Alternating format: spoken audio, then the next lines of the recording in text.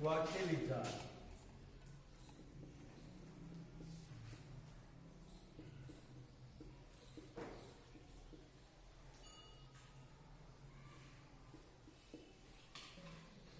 वाक्य के बारे में चर्चा करेंगे आज।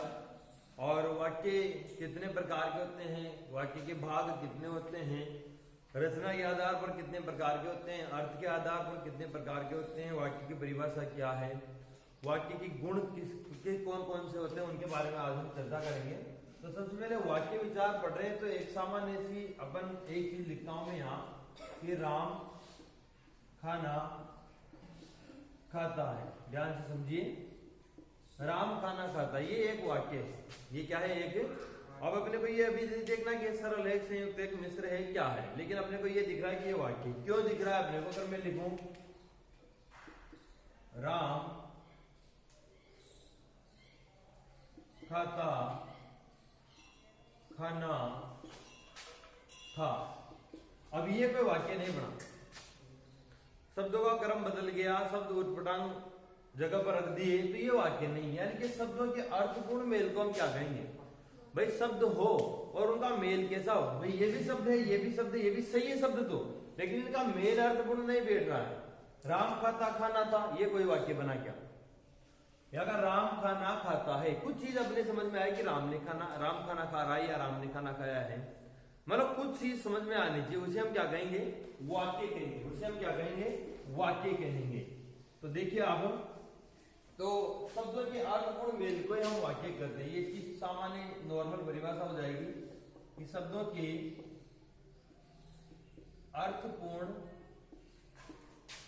मेल को वाक्य कहा जाता है। शब्द हो और उनका मेल कैसा हो? अर्थपूर्ण, उनसे कोई अर्थ अपने समझ में आना चाहिए, उसे हम क्या कहेंगे? उसे हम वाक्य कहेंगे। इसके बाद हम देखें कि वाक्य के दो भेद होते, दो भाग होते हैं। ये वाक्य है अपने वाक्य विचार, इसके दो भाग होते हैं। एक होता है उद्देश्य और एक होता है विधेय। वाक्य के दो भाग होते हैं। वाक्य के कितने भाग होते हैं? भाग को हम अंग भी कह सकते हैं कि वाक्य के दो भाग या दो अंग होते हैं। तो पहला भाग है इसका उद्देश्य और दूसरा भाग होता है इसका विधेय। अगर आगे आपको सरल मिश्र वाक्य, संयुक्त वाक्य समझने हैं तो आपको ये दोनों चीजें आनी चाहिए। जैसे मैं एक यहाँ उदाहरण लिखता हूं, उदाहरण देखिए आप, गंगा भारत की पवित्रतम नदी है। सॉरी, गंगा भारत की पवित्रतम नदी है। अब इस वाक्य से हम समझेंगे कि उद्देश्य क्या होता है और विधेय क्या होता है। देखिए यहां पर गंगा तो है उद्देश्य और ये पूरा वाक्य है आपके विधेय। अब क्यों है इसको समझना है अपने को। यानी कि उद्देश्य जो कर्ता होता है, वाक्य में जो कर्ता होता है या कार्य करने वाला होता है, उसे हम क्या करते हैं? वाक्य में उद्देश्य कहते हैं। ये मान के चलिए आपको कि वाक्य में जिसके बारे में बात कही जाए उसे हम क्या कहेंगे? उद्देश्य। कि जिसके बारे में बताया जाए, नॉर्मल ऐसे समझ सकते हैं आप कि जिसके बारे में बताया, वाक्य में जिसके बारे में बात की जाए या जिसके बारे में बताया जाए उसे हम क्या कहेंगे? तो यहां पर देखो, भारत की पवित्रतम नदी है, किसके बारे में बात हो रही है? इसी के बारे में बात हो रही है ना, इसी के बारे में बात हो रही है कि भारत की पवित्रतम नदी है कौन? गंगा। तो ये क्या है? अपने उद्देश्य, यानी कि कर्ता उद्देश्य होता है, मुख्यतः ध्यान रखना। अब कर्ता के बारे में या उद्देश्य, ये उद्देश्य हो गया गंगा, इसके बारे में जो बात कही जाएगी वो क्या कहलाएगी आपकी? तो आप यहाँ एक चीज याद रख सकते हो कि उद्देश्य के बारे में किया गया कथन, उद्देश्य के बारे में किया गया कथन क्या कहलाएगा? अपने विधेय कहलाएगा। उद्देश्य तो क्या करता हूं, अब उसके बाद में जो क्रिया दो चीजों से बनता है, ये देखो आप, कर्म और क्रिया दोनों से मिलकर विधेय बनता है अपने। या क्रिया का विस्तार भी कर सकते हैं हम और इधर उद्देश्य का विस्तार भी हो सकता है। लेकिन आप एक बार रिपीट बिठाओ दिमाग में कि उद्देश्य जिसके बारे में, यानी कि वाक्य में जिसके बारे में कोई बात कही जाए उसे कहेंगे हम उद्देश्य। ठीक है।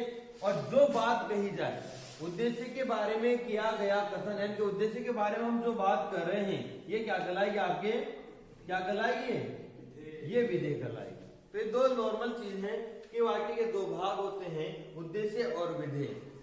जिसके बारे में बताया जाए, वाक्य में जिसके बारे में बताया जाए उसे हम उद्देश्य कहते हैं। और उद्देश्य के बारे में किया गया कथन, कि उद्देश्य के बारे में जो चीज कही जाएगी उसे हम क्या कहेंगे, विधेय कहेंगे। ठीक है, तो ये दोनों चीज आपकी क्लियर हो गई होगी। जिसे हम और कह सकते हैं कि राम, वही बात ले लो, खाना खाता है, तो इसमें क्या हो जाएगा, खाना खाता है, राम खाना खाता है। देखो राम तो क्या है यहाँ पर करता है, तो ये तो होगा आपका उद्देश्य है। क्या हो जाएगा आपका, ये उद्देश्य हो जाएगा। खाना क्या है यहाँ पर, कर्म, और ये खाता क्या है यहाँ पर, क्रिया। भाई ये तो भोजन है ना, तो ये तो कर्म है, और ये क्या है, क्रिया। इन दोनों को मिलाकर क्या बनता है, अपने विधेय बनता है। यानी कि कर्म प्लस क्रिया बराबर तो विधेय होता है। और अगर करता रहे तो करता क्या कहलाता है, अपने उद्देश्य कहलाता है। ये चीज आपको समझ में आ गई होगी। अब हम थोड़ा आगे करते हैं और वाक्य के जो भेद है उनकी तरफ बढ़ते हैं। ये हमने दो भाग पढ़ लिए वाक्य के, कि वाक्य के दो भाग होते हैं, उद्देश्य और विधेय। उद्देश्य और विधेय, जिसके बारे में कथन किया जाए उसे क्या कहते हैं, उद्देश्य। जो उद्देश्य और विधेय है उसके तीन उदाहरण हैं। गंगा भारत की पवित्रतम नदी है, तो गंगा क्या है यहाँ पर, उद्देश्य। भारत की पवित्रतम नदी है, विधेय। यानी कि क्रिया और कर्म सब किस में आ जाते हैं, विधेय में आ जाते हैं। और कर्ता का विस्तार हो, कुछ कर्ता नहीं आ जाए, जैसे गंगा ने, तो वो आ जाएगा अपने उद्देश्य में आ जाएगा। दूसरा देखो, मास्टर ब्लास्टर सचिन तेंदुलकर विश्व के समकालिक महानतम बल्लेबाज है। अब अपने को यहाँ पे सचिन तेंदुलकर तो यहाँ दिख रहा है, लेकिन ये जो इसकी विशेषता है, ये कर्ता का विस्तार कहलाता है। क्या कहलाता है, कर्ता का विस्तार। तो यहां से ये पूरा क्या है, ये पूरा का पूरा एक उद्देश्य है कि मास्टर ब्लास्टर सचिन तेंदुलकर, कर्ता तो एक ही है ना, इसका विस्तार है। तो ये पूरा का पूरा क्या कहलाएगा, आपका उद्देश्य कहलाएगा। यहाँ से देखो, विश्व के सार्वकालिक महानतम बल्लेबाज हैं, तो विश्व के सार्वकालिक महानतम बल्लेबाज है। ये क्रिया, उनकी विशेषता बता रहा है क्रिया की, उसका प्रसार हो रहा है क्रिया का, कि क्रिया कैसी है, बल्लेबाज कैसे है, महानतम है, विश्व के सार्वकालिक महानतम बल्लेबाज है। तो यहां से यहां तक पूरा आपका कहलाएगा विधेय। अगला वाक्य देखिए आप, स्वर साम्राज्ञी व स्वर कोकिला लता मंगेशकर ने भारतीय स्वर परंपरा को नई ऊंचाइयां प्रदान की। तो अब हमने को यहाँ पर उद्देश्य देखना है, पूछा जाए कि इसमें उद्देश्य क्या है। तो स्वर साम्राज्ञी व स्वर कोकिला लता मंगेशकर ने, स्वर साम्राज्ञी व स्वर कोकिला लता मंगेशकर ने, यहाँ तक यानी कि लता मंगेशकर तक पूरा ये वाक्य क्या आ जाएगा, आपका उद्देश्य। क्यों, क्योंकि लता मंगेशकर जो करता है उसका विस्तार है। ये तो विस्तार क्या है कि इसकी विशेषता बता रहे हैं। क्या है वो, स्वर साम्राज्ञी है, स्वर कोकिला है, कौन, लता मंगेशकर, तो इसी की तो विशेषता बता रहे हैं। तो ये किसमें आ जाएगा, आपके उद्देश्य में। तो ये पूरा उद्देश्य है। फिर यहाँ देखो, भारतीय स्वर परंपरा को नई ऊंचाइयां प्रदान की, यह आपकी कहलाएगा विधेय। ये तीन वाक्य थे, उद्देश्य और विधेय को समझने के लिए बहुत अच्छे से। भाई नॉर्मल तो सीधी सी बात है, राम खाना खाता है, तो वहां तो राम अपने को उद्देश्य मिल जाएगा। लेकिन जब ऐसे वाक्य आएंगे तो अपने को पूरा देखना पड़ेगा कि पूरा का पूरा क्या है, वो उद्देश्य। यानी कि कर्ता का जो विस्तार होता है वो भी क्या कहलाता है, आपका उद्देश्य ही कहलाता है। अब आगे बढ़ते हैं हम।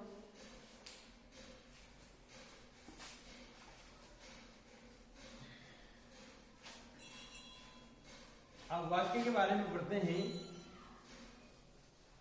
कि वाक्य को कितने भागों में बांटा जाता है। तो वाक्य के दो भेद होते हैं मुख्यतः। अभी तो हमने क्या पढ़े थे, भाग पढ़े थे, उद्देश्य और विधेय, उन्हें अंग भी कह सकते हैं। अब हम पढ़ेंगे वाक्य के भेद। वाक्य भेद, वाक्य भेद में आ जाता है अपने कि वाक्य के मुख्यतः दो भेद होते हैं। नंबर एक आता है इसमें, वाक्य के मुख्यतः दो भेद होते हैं। एक नंबर है आपके अर्थ के आधार पर। वाक्य के दो भेद हैं, एक तो अर्थ के आधार पर पढ़ेंगे आप, और दूसरा आप पढ़ेंगे रचना के आधार पर। नंबर दो, रचना के आधार पर। तो पहले हम अर्थ के आधार पर पढ़ेंगे। अर्थ के आधार पर वाक्य के कितने वेद होते हैं वो हम पढ़ लेते हैं। अर्थ के आधार पर वाक्य के 8 वेद होते हैं। कितने वेद होते हैं? 8 वेद। अर्थ के आधार पर वाक्य कितने वेद होते हैं? 8 वेद। वेरी सिंपल है, कोई दिक्कत नहीं है। अब इनको हम एक अलग ही टेबल बनाते हैं। देखो इसको मैं मिटा देता हूं, आप ऊपर लिख लो। अर्थ के आधार पर वाक्य के 8 वेद होते हैं। अर्थ के आधार पर वाक्य के 8 वेद होते हैं। तो एक तरफ तो हम वाक्य का नाम लिखेंगे और एक तरफ लिखेंगे विशेषता, ठीक है ना। तो 2 कॉलम बना लो आप। वाक्य का नाम, अर्थ के आधार पर 8 वेद होते हैं तो भेद पहला दूसरा 8 तक लिखेंगे। एक तरफ लिखेंगे उनकी परिभाषा कि किस वाक्य को क्या करते हैं, क्यों करते हैं, मतलब वो लिखेंगे। तो आप लिखना शुरू कीजिए। पहला जो वाक्य है नंबर 1 अर्थ के आधार पर 8 वेद में पहला है विधानवाचक वाक्य। नंबर 1 विधानवाचक वाक्य। विधानवाचक वाक्य और इसके सामने लिखना आप इसकी परिभाषा 2 कॉलम बना लेना, मतलब बीच में लाइन डाल के बना सकते हो आप। इसका लिखेंगे किसी कार्य के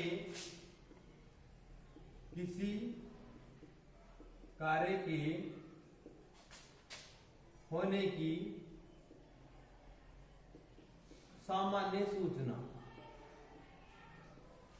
किसी कार्य के होने की सामान्य, तो ये इसकी परिभाषा हो गई कि जिस वाक्य में किसी कार्य के होने की सामान्य सूचना मिले उसे हम क्या कहेंगे?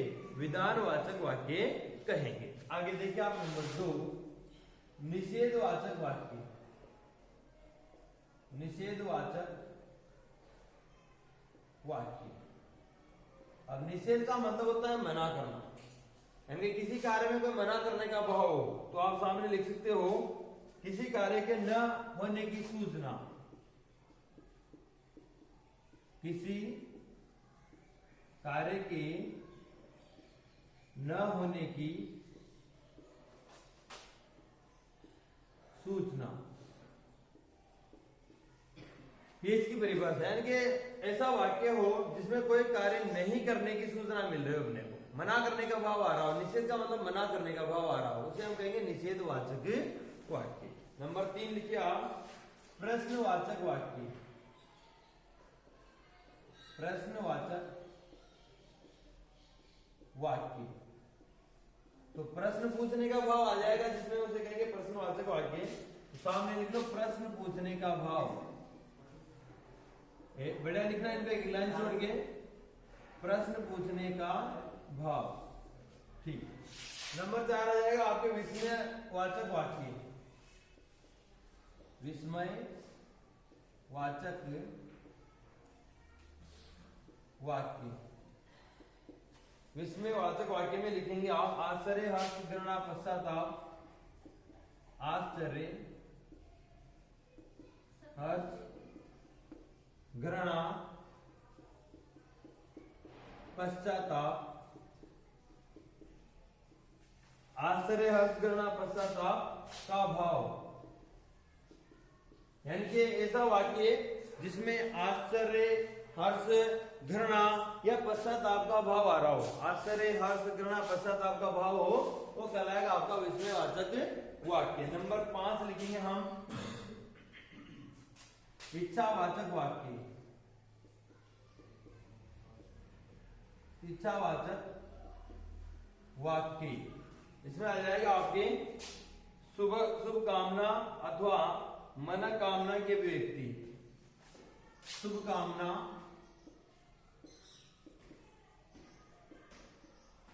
अथवा मनः कामना, शुद्ध देखना इस शब्द को ऐसे लिखते हैं, मनः कामना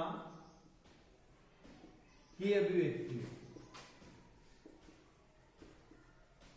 की अभिव्यक्ति, यानी कि जिस वाक्य में किसी के लिए शुभ कामना हो, किसी के लिए मनोकामना हो, किसी के लिए हमें अच्छी इच्छा हो, तो वो क्या कहलाएगा? इच्छावाचक वाक्य। नंबर 6 आता है आपके इसमें आज्ञावाचक वाक्य। आज्ञावाचक वाक्य, तो इसमें आप लिख सकते हो कि आज्ञा अथवा अनुमति का भाव। आज्ञा अथवा अनुमति का भाव। इसके बाद 7 नंबर है अपने संदेहवाचक वाक्य, संदेहवाचक वाक्य। इसकी परिभाषा होगी संभावना, आशंका, संभावना,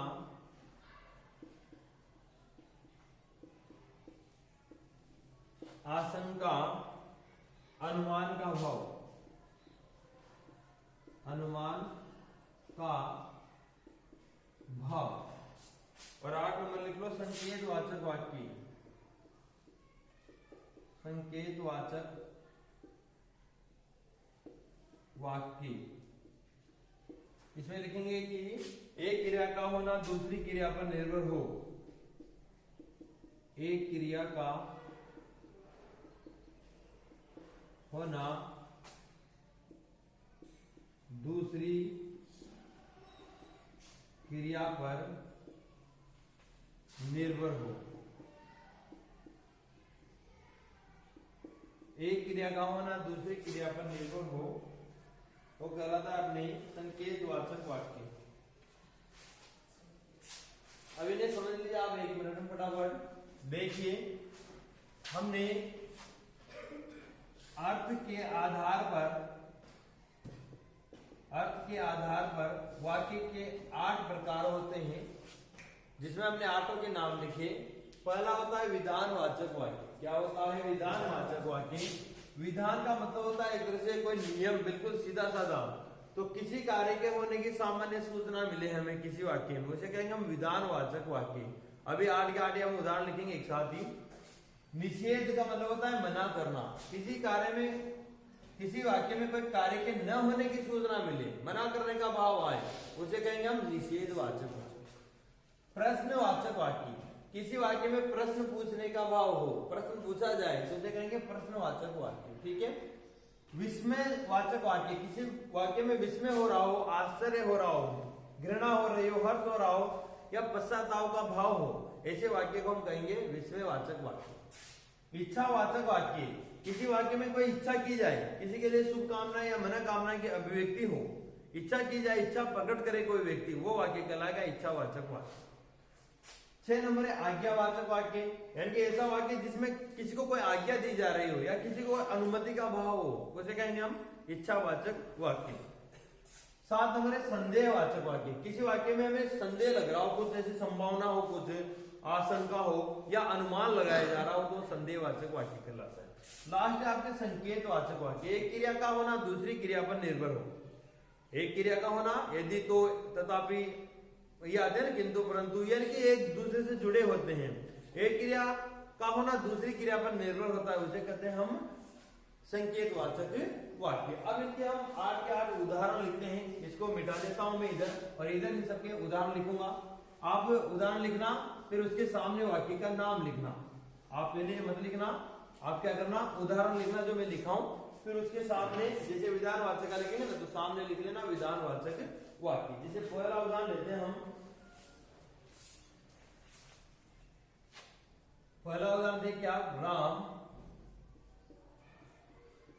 पास हो गया। राम पास हो गया। पहले आटो काटो लिख ली, फिर मैं समझा दूंगा आपको।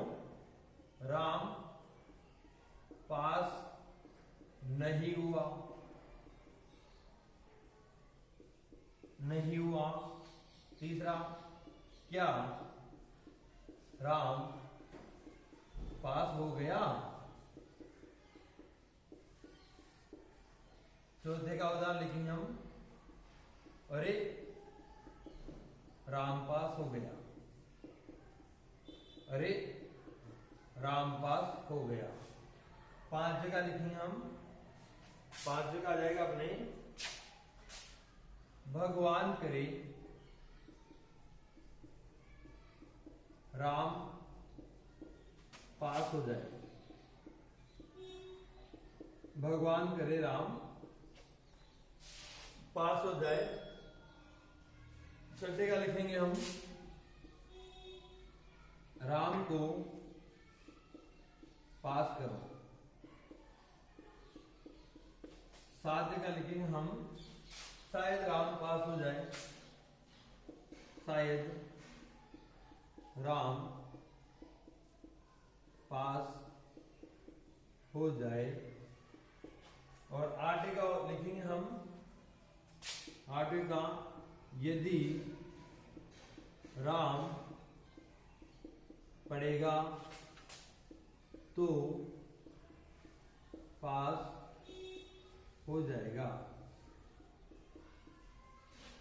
तो पास हो जाएगा। अब इन्हें समझिए आप, बिल्कुल 8 वाक्य में हम 8 प्रकार एक ही मिनट में याद कर लेंगे। नॉर्मल है, अर्थ के आधार पर 8 प्रकार हैं। हमने पहले परिभाषा के साथ पढ़ा इनको। अब परिभाषा को हम इसमें देखेंगे कि कैसे परिभाषा इसमें चरितार्थ इसमें दिखाई देगी आपको।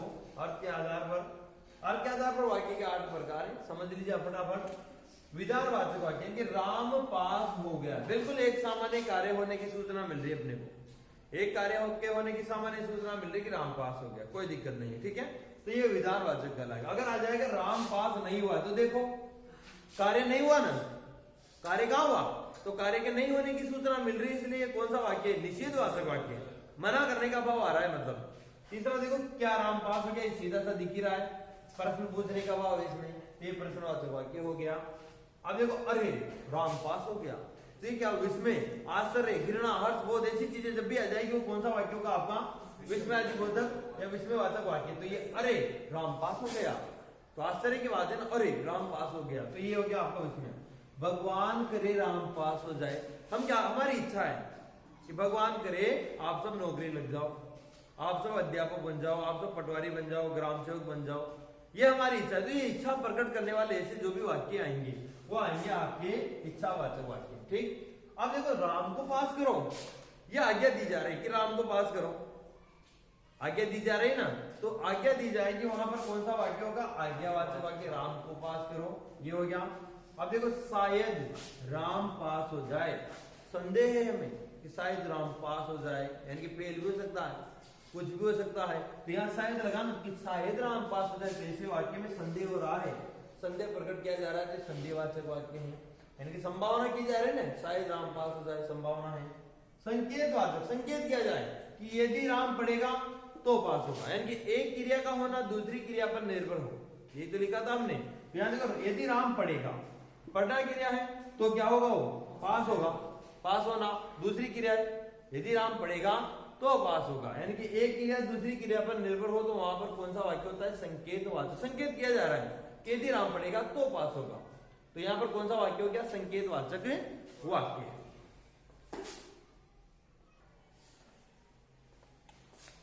अब आगे बढ़ेंगे हम रचना के आधार पर।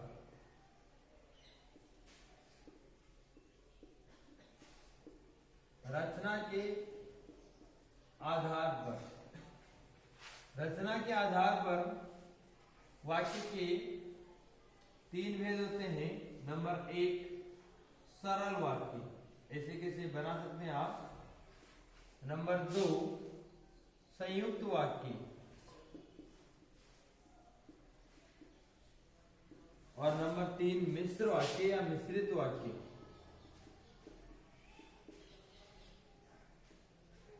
मिश्र वाक्य, इसे आप मिश्रित वाक्य भी कर सकते हैं। रचना के आधार पर वाक्य के 3 प्रकार या 3 भेद होते हैं, सरल वाक्य, संयुक्त वाक्य और मिश्र वाक्य। स से सरल, स से संयुक्त और मिश्र वाक्य, 3 ही वाक्य होते हैं। अब इसमें हम सबसे पहला पढ़ेंगे, नंबर 1 लिखो आप, सरल वाक्य। सरल वाक्य, और सरल वाक्य की परिभाषा लिखेंगे हम सबसे पहले कि जिस वाक्य में, सरल वाक्य की परिभाषा है कि जिस वाक्य में एक ही विधेय, विधेय क्या होता है, जो मुख्य जो कर्ता होता है, उद्देश्य होता है, उसका जो विस्तार होता है, उसकी जो विशेषता बताता है। वाक्य में उद्देश्य के बारे में क्या क्या कथन क्या कहलाता है, अपने विधेय कहलाता है। तो यहाँ पर हमने ये लिखा कि जिस वाक्य में एक ही विधेय, यानी कि एक ही मुख्य क्रिया, तो आप आगे लिखो अर्थात एक ही मुख्य क्रिया हो, एक ही विधेय अर्थात एक ही मुख्य क्रिया हो। जिस वाक्य में एक ही विधेय अर्थात एक ही मुख्य क्रिया हो वह सरल अथवा साधारण वाक्य कहलाता है। वह सरल अथवा इसे हम साधारण भी कह सकते हैं भाई, वह सरल अथवा साधारण वाक्य कहलाता है। वह सरल अथवा साधारण वाक्य कहलाता है। ठीक है, तो मुख्यतः आपको उसमें एक उद्देश्य मिलेगा और एक विधेय मिलेगा। विधेय तो हमने यहाँ देख ही लिया, उद्देश्य भी आपको बताया क्या होता है। उद्देश्य यानी कर्ता होता है और विधेय का मतलब आप समझो कर्म और क्रिया। ध्यान रखना इस चीज पे, जैसे मैं यहाँ लिख देता हूँ, आप भी लिख सकते हो ऐसे। कैसे? ऐसे लिख लो, सॉरी, उद्देश्य और उद्देश्य, और इधर लिखना आप दूर जगह छोड़ के विधेय। उद्देश्य के नीचे हम लिख सकते हैं, सॉरी, कर्ता, या प्लस भी कर सकते हो आप, और विधेय का हो जाएगा अपने कर्म प्लस क्रिया बराबर सरल वाक्य, बराबर सरल वाक्य। यानी कि इन दोनों के मेल से बिल्कुल सिंपल ही जब आएगा आपके नॉर्मल, तो उसे हम कहेंगे सरल वाक्य। जिसमें एक उद्देश्य होगा, एक विधेय होगा, उसे हम क्या कहेंगे? सरल वाक्य। नॉर्मल आपको उद्देश्य का मतलब क्या है? कर्ता, एक कर्ता होना चाहिए। विधि का मतलब कर्म प्लस क्रिया, यानी कि कर्म और क्रिया एक होनी चाहिए इसमें ना। एक कर्म या एक ही क्रिया होनी चाहिए मुख्यतः, कर्म से, लेकिन क्रिया एक ही होनी चाहिए। अब यहाँ देखिए आप, जैसे एक उदाहरण लेते हैं हम कि श्याम ने